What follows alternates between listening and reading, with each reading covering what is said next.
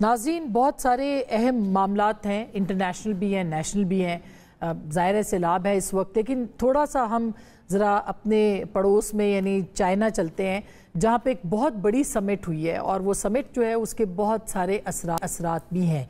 उस समिट के इख्तिताम पे कलामिया भी आया है जिसमें पाकिस्तान के अंदर जो दहशतगर्दी है उसको भी तस्लीम किया गया है।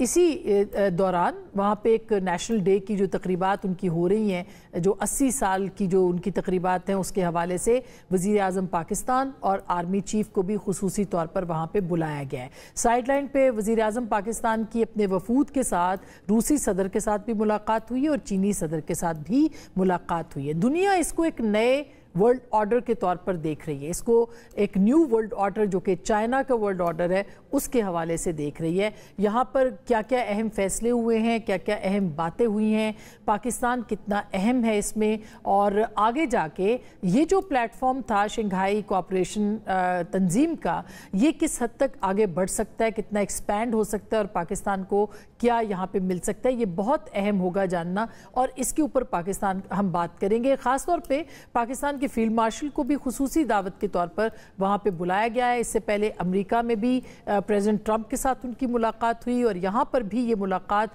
ये क्या मानी रखती है, इसके क्या मकासद हैं और कितनी अहम है, इसके ऊपर भी हम बात करेंगे। साथ ही साथ पाकिस्तान के अंदर सैलाब इस वक्त ख़तरनाक सूरत हाल में अभी भी मौजूद है। पंजाब ज़ेरे आब है, मज़ीद रैले जो हैं वो हिंदुस्तान की तरफ से आ रहे हैं। कल हम झंग चिन्योट देख के आए हैं, बेतहाशा मसाइल हैं, किसानों के मसाइल हैं, फसलें बर्बाद हो गई हैं, उनके मवेशियों के लिए चारा मौजूद नहीं है।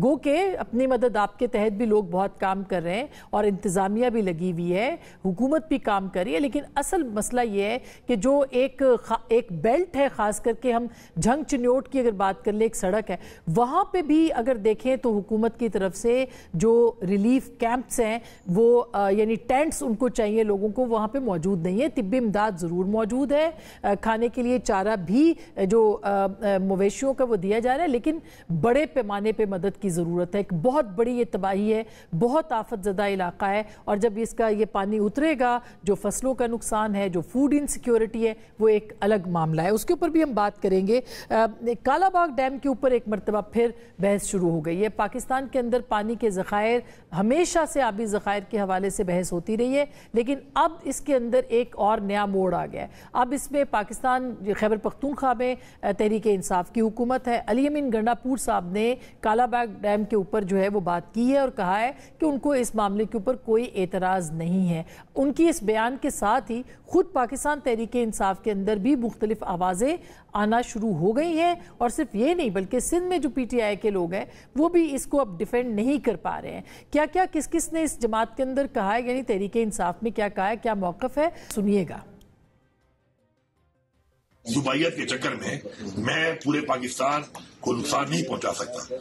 सबको आप मुतमईन करके काला बाग डैम जैसा प्रोजेक्ट अपने बच्चों के लिए, अपनी नस्लों के लिए, पाकिस्तान के लिए आपको करना चाहिए। अली साहब का वो जाती पर्सनल ओपिनियन है और ये पार्टी पॉलिसी नहीं है। हम नहीं समझते कि इस वक्त जो है कालाबाग डैम की कोई जरूरत है। वो तनाज़ चीजों को गैर जरूर छेड़ना मुनासिब नहीं है। बड़े सारे डेमों की जरूरत है और डेम बनने चाहिए, लेकिन डेम कंसेंसस के साथ हो। तो जब नहरें भी नहीं निकाली जा सकती कंसेंसस के बगैर, तो डेम क्यों बने?